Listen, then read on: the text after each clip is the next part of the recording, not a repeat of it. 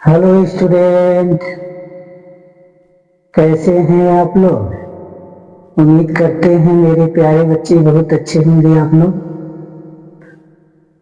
आज हम क्लास 10 की गणित एनसीईआरटी पैटर्न प्रश्नावली नंबर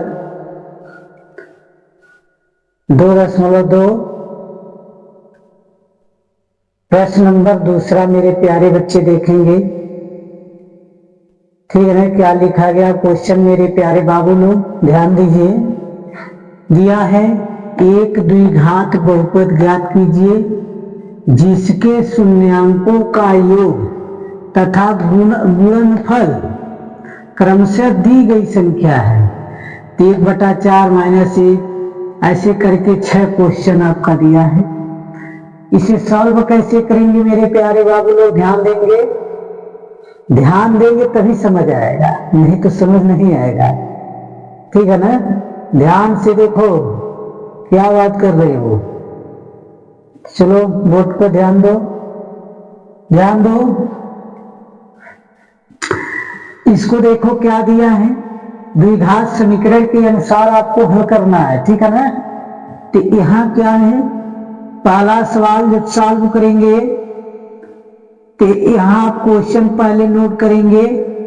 1/4 -1 दिया है। ठीक है ना, तो ये आपका क्या दिया है, एक बार योगफल आने का तो शून्यांकों का योगफल और एक बार गुणनफल। तो योगफल का सूत्र क्या होता है बाबू लोग, अल्फा प्लस बीटा बराबर 1/4 दिया है ना, यानी योगफल का भी मान दिया है और गुणनफल का भी मान दिया है।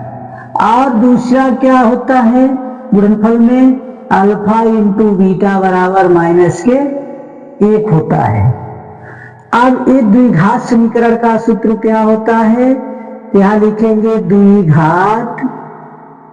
ठीक है, द्विघात समीकरण का सूत्र होता है x का square minus alpha plus beta x plus alpha into beta होता है।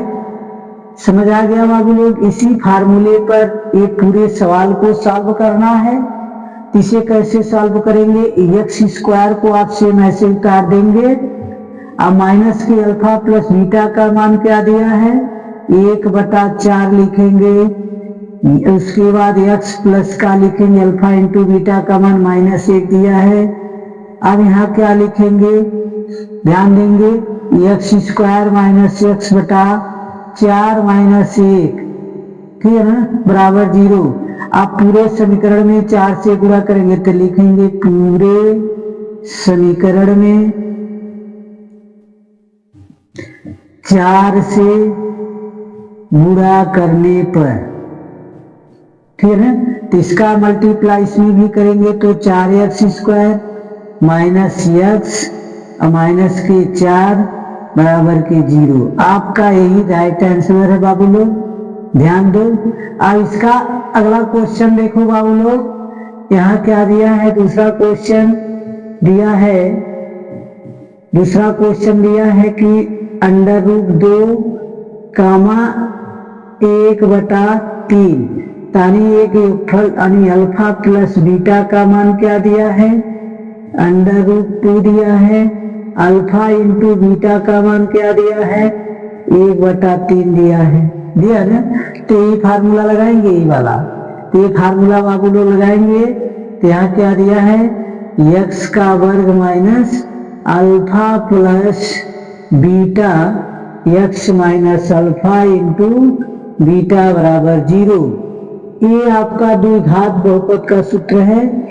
अब इसको क्या करेंगे, x स्क्वायर उतार देंगे और माइनस के अल्फा प्लस बीटा का मान क्या दिया है, करड़ी में 2, x माइनस के क्या दिया है, 1/3।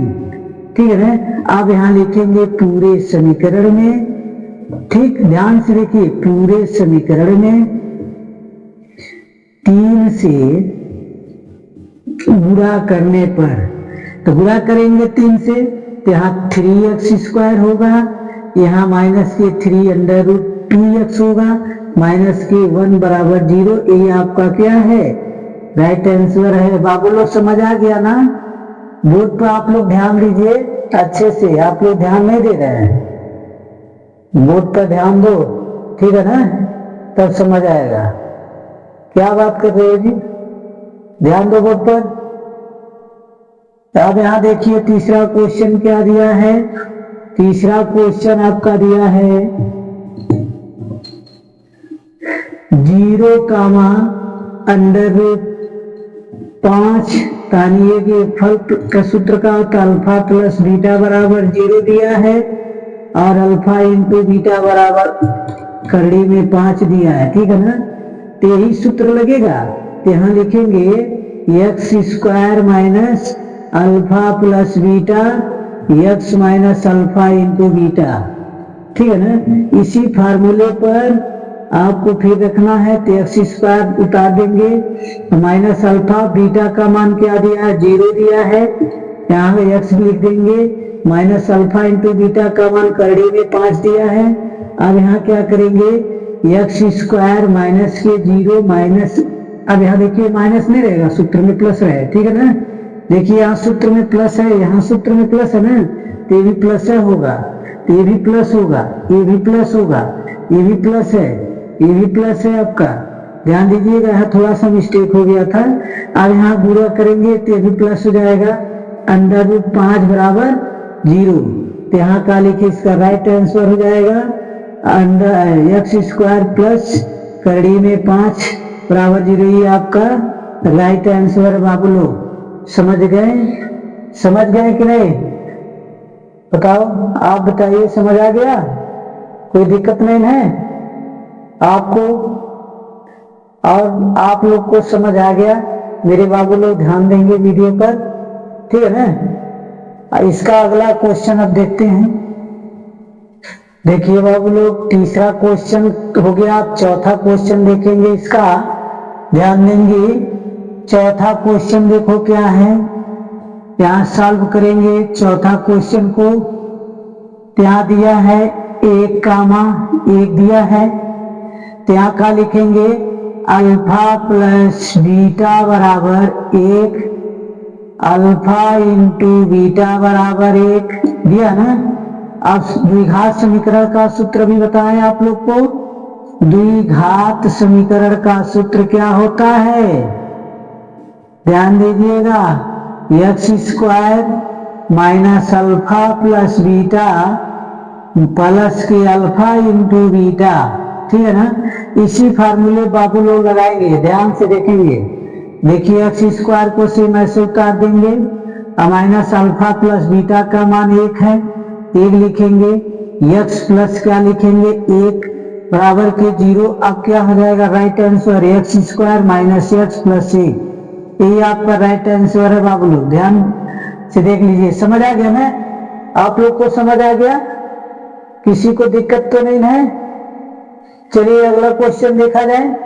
अगला क्वेश्चन क्या है, पांचवा क्वेश्चन देखिए मेरे प्यारे बाबू लोग, ध्यान दो, ध्यान दो।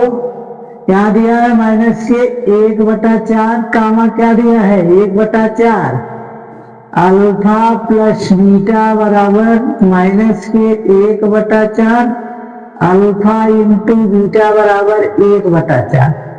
अब यही सूत्र लगाएंगे यहाँ पे, तो सूत्र क्या है, x square minus alpha plus beta x plus alpha into beta, ठीक है ना, यही फार्मूला लगेगा। अब यहाँ देखिए ध्यान से एक्स स्क्वायर उतार देंगे, अब माइनस के अल्फा प्लस बीटा का मान क्या है, माइनस के 1/4 दिया है, एक्स प्लस अल्फा 1/4 बराबर के 0। आप देखिए इन दोनों, इसका लसा निकाल सकते हैं, जिसे मान लीजिए x square minus minus plus हो गया, तो एक्स बटा क्या हुआ 4, अब प्लस के 1/4 हुआ बराबर 0। अब इसका लसा निकालेंगे तो लसा 4 होगा, अब यहाँ 4x स्क्वायर हो जाएगा, प्लस x होगा, प्लस 1 होगा बराबर के 0, इसका मल्टीप्लाई इसमें करेंगे तो इसका राइट आंसर क्या हो जाएगा, 4x square plus x plus 4 हो जाएगा, मान लीजिए 1 हो जाएगा बराबर 0। ये आपका राइट आंसर बाबू लोग, समझ आ गया ना।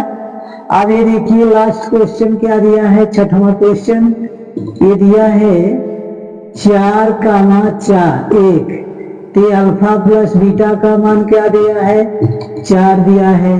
अल्फा इंटू बीटा का मान क्या दिया है, 1 दिया है। ये फार्मूला लगाएंगे, ध्यान दीजिएगा। और यहाँ देखिए क्या लिखेंगे, एक्स स्क्वायर प्लस के माइनस के लिखेंगे alpha plus beta x plus alpha into beta, इसके बराबर 0 लिख सकते हैं। अब यहाँ देखिए एक्स स्क्वायर है, तो एक्स स्क्वायर को भी आप ऐसे उठा लीजिए। अब माइनस अल्फा प्लस बीटा का मान 4x हो जाएगा और प्लस 1 हो जाएगा। ये इसका राइट आंसर है बाबू लोग, समझ आ गया कि नहीं? किसी को दिक्कत तो नहीं है? आप लोग को दिक्कत है? अरे दिक्कत नहीं है आप लोग को किसी को दिक्कत हो तभी भी आप लोग बता दीजिए, ठीक है ना। आप लोग को कोई दिक्कत नहीं होनी चाहिए, क्योंकि आप लोग प्रॉपर पढ़ते हो। ध्यान से देखो बोर्ड, किसी को दिक्कत तो नहीं है? ठीक है, ठीक है। इसी तरह ये पूरा सवाल सॉल्व कर दिया गया और उम्मीद करते हैं कि आप लोग को बहुत अच्छे से समझ आ गया होगा। यदि समझ आ गया तो मेरे वीडियो को लाइक और सब्सक्राइब और कमेंट करना ना भूलिए। धन्यवाद।